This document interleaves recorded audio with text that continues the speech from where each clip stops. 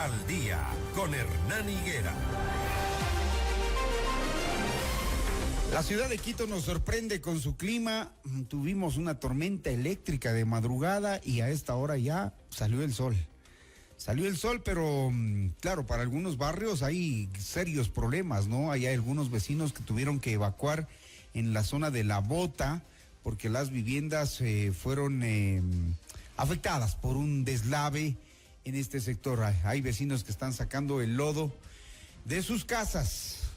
Así nomás nos sorprende la ciudad. Bueno, con 8 votos, la Comisión de Desarrollo Económico de la Asamblea Nacional aprobó el informe para primer debate de las reformas al COTAD planteadas por el Ejecutivo.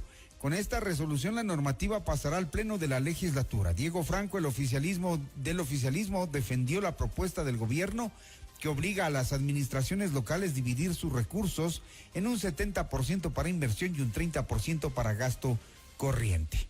Estoy con la vicealcaldesa de la ciudad de Quito, Fernanda Racines. ¿Cómo le va, Fernanda? Buenos días.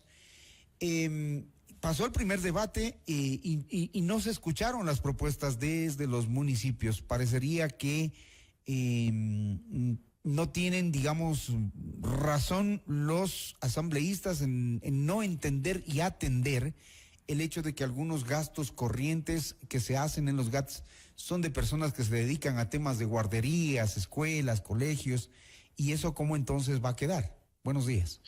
Muy buenos días, Hernán. Gracias por el espacio. Primero, solidarizarme con las personas que se han visto afectadas precisamente por este invierno tan fuerte por el que estamos pasando y, por supuesto, comprometer a que la municipalidad, en este caso la corporación municipal, esté ahí para apoyarles. En lo que tiene que ver con todavía no les vemos, ¿no? Ahí, a propósito, todavía no están, o sea, ni se han enterado. Está ya en los chats que maneja el alcalde y ya se ha dispuesto a aquello. Okay. De todas maneras, por interno le podría pasar precisamente las fotos donde están ya nuestros funcionarios para que usted también pueda dar a conocer esto a la ciudadanía. Bueno.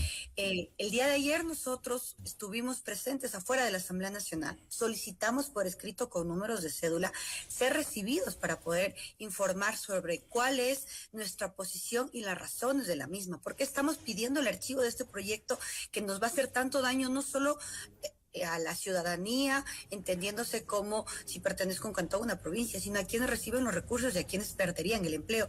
Pero lamentablemente el gobierno no nos recibió, nos deja, a pesar de que esta es la casa de la ciudad, la casa de la democracia, no fue tan democrática y no permitió que quienes nos representan y quienes solicitaron ingresar puedan hacerlo, no se autorizó. Es más, la misma comisión, Hernán, cambió 3 veces el horario en el que iba a sesionar, precisamente porque nosotros estábamos ahí. Al final se terminó haciendo una sesión por Zoom, cosa que también es particular. Yo quisiera centrarme en lo del proyecto que usted nos está indicando. Nuestro primer argumento es que el proyecto es inconstitucional. ¿Por qué es inconstitucional? Porque está atentando contra un principio que marca la Constitución para que un proyecto sea presentado con ese carácter. El carácter es económico urgente. Cuando algo es económico urgente, significa que debe ser de inmediata aplicación. Sin embargo, al encontrarnos en el mes de febrero, y esto debería, porque ya vamos a hablar de cómo la Comisión trató de solucionar ese problema, debería aplicarse a partir de enero del 2027, deja de ser un proyecto que cumple el requisito de ser urgente. Como consecuencia, no debía ser presentado de esa forma. 2, está rompiendo un principio muy importante que es el principio de generalidad, porque la regla fiscal del 70-30 se aplica para todos los niveles de gobierno. Sí, y hace 20 años, pero ahora ¿qué quieren hacer? Que haya una excepcionalidad y solo para prefecturas y para gobiernos cantonales se aplique sobre todo el presupuesto. Aquí yo llamo a un razonamiento bastante lógico.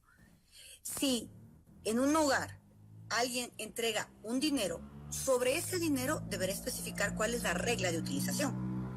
Pero si ese dinero le está generando otra persona, ¿por qué nos van a poner como gobierno central la regla de cómo utilizarlo? Concretémonos a Quito. El porcentaje que nosotros recibimos, el dinero que nosotros recibimos, y que es un porcentaje del 30% apenas de nuestro presupuesto general, nosotros lo invertimos el 100%, no el 70%, el 100% en infraestructura. Pero ahora no solo quieren mandar sobre ese dinero que ellos nos entregan, sino sobre el que nosotros autogestionamos. Y aquí hay un grave error, porque lo están viendo de una manera inadecuada. Como usted no me dejará mentir. Usted ha estado tanto tiempo en el periodismo, Hernán.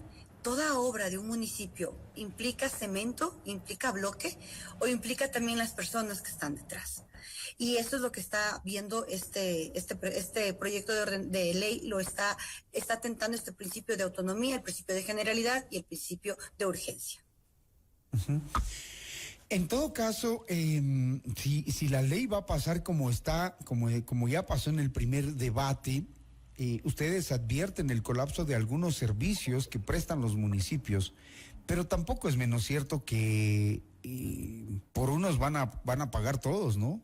Hay municipios que no gastan sus presupuestos, que saben las prioridades que hay, que por una burocracia lenta o a veces por desidia, por falta de gestión, se quedan con la plata y tienen que devolverla. Entonces, habiendo tantas necesidades, aquí en la misma ciudad de Quito, alcantarillado, adoquinado, agua potable, ¿qué hacer en cambio desde el otro lado donde tienen el problema? Porque ustedes saben que sí lo tienen. Hay que tener en cuenta que el argumento, porque no fue más que una narrativa sembrada de por qué se hace esto, se señalaba que era el control. Y el control estaba siendo atendido, en teoría, solucionado, porque se estaba satanizando la utilización de recursos de ciertos cantones para conciertos. Uh-huh. Ese fue el argumento que implementaron en la ciudadanía. Ahora, lo que nosotros quisiéramos como municipio de Quito es informarles que la cultura, que es lo que se debería, en este caso, si ese es el problema, es lo que se debería regular, porque hay un artículo, una regla fiscal sobre hacia dónde no se podría ir. Por ejemplo, hace unos 15 años se reguló que no se podría invertir este dinero que nos están entregando como gobierno central, y ahí se hizo la diferencia entre gasto de inversión y gasto corriente. No se podía utilizar en sueldos y salarios porque en algún momento una municipalidad había incluso especificado un rubro bastante alto, incluso más que lo que ganaba el presidente de ese entonces, para el sueldo del alcalde. ¿A qué me voy con esto? Ya se ha regulado, tenemos experiencia de cómo se regula si el dinero está mal utilizado. ¿Por qué no ponemos en la regla fiscal? Establecemos un límite para el uso de este dinero en lo que tiene que ver, por ejemplo, con gastos de temas artísticos. Pero y ahí sí también les llamo a pensar en que hay ciertas particularidades.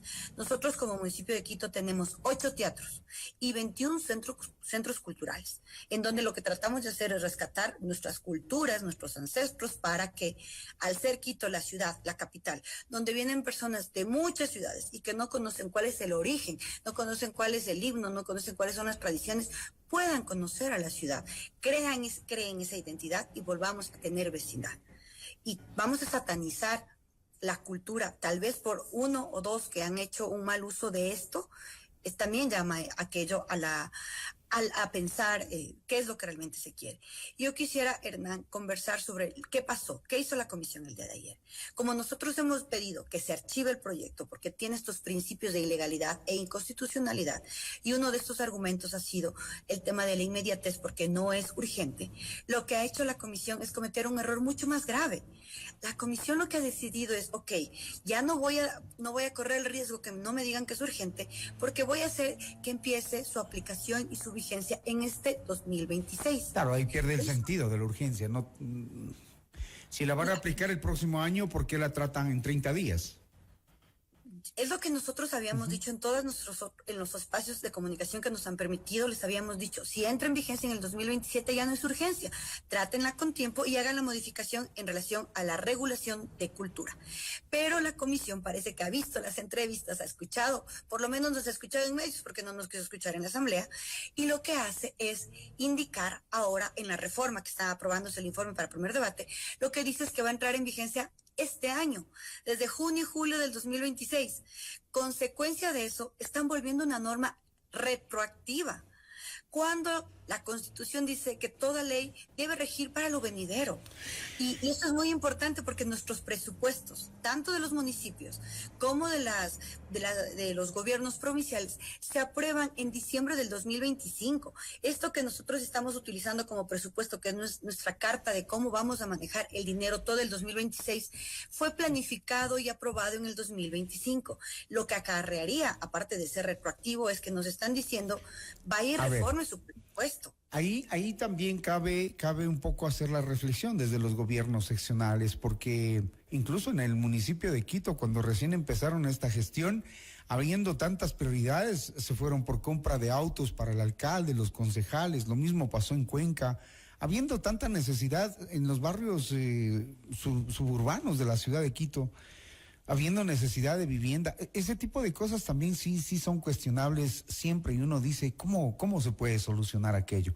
Hoy los políticos no se ponen de acuerdo, hoy quieren imponerse, no se escuchan, saben que esto va a generar un problema mucho más grave si se aplica en este año, porque claro, van a tener que despedir y acabar con algunos proyectos que son de beneficio social.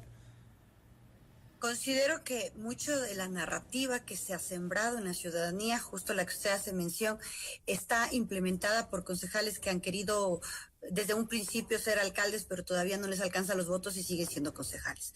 Lo que se hizo en su momento como municipio de Quito es una suma y una resta básica. ¿Cuánto estoy gastando en mecánicos? ¿Cuánto estoy gastando en repuestos? Y fue lo mismo que en el prole. Teníamos un rubro demasiado alto por 30 años que los troles estaban en funcionamiento cuando fueron diseñados para 20 años. ¿Qué era lo adecuado? Comprar nuevos troles. Esto ha acarreado incluso temas con Contraloría, temas en medios y todo lo que la gente conoce, sí, pero era una decisión que debía tomarse. Es lo mismo que ocurría con los vehículos a los que usted está haciendo mención. Bueno. Hernán, yo quisiera volver al tema que usted está señalando porque es indispensable. No nos quedamos solo sin servicios, porque al verlo como infraestructura solar cemento, nos estamos quedando sin las personas que pueden brindarlo. Así es. ¿Qué servicio hablamos? Empleos. El servicio de riego, por ejemplo, nosotros estamos a cargo de servicios de riego.